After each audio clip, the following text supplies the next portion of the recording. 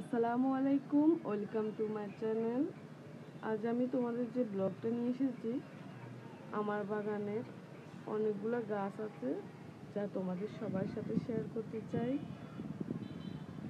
ছোট বড় অনেকগুলো গাছ আছে আমার বাগানে, দেখতেই পাচ্ছ। সিম গাছ, করলা গাছ, তাছাড়া বেগুন গাছ। চারাগুলো এখনো ছোট, যার জন্য এখনো ফল হয় নাই।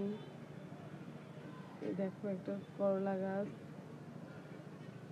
মরিচ গাছ। এই মরিচ গাছটা একটাই মরিচ, একলা একলা বেচারা জীবন।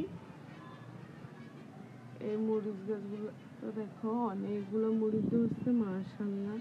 আমি অনেকগুলো মরিচ খেয়েছি। দেখো অনেকগুলো চারাও হইতেছে।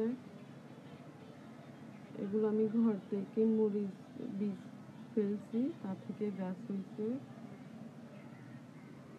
দেখো আমার অ্যালোভেরা গাছগুলো, তাছাড়া পুঁশা গাছ আরও আছে, বেগুন গাছ, মরিচ গাছ।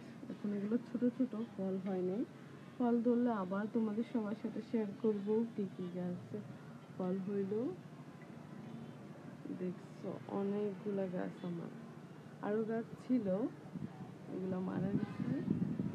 ধনিয়া গাছ, গাছটা বয়স হয়ে গেছে, এখন বীজ দিবে, তার জন্য লতা লতা ভাবে তৈরি হইতেছে।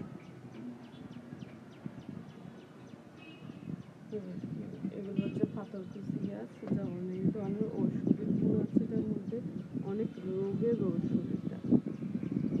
এটা নিয়ে অন্য একদিন তোমাদের সবার সাথে শেয়ার করবো এই উপকারিতা।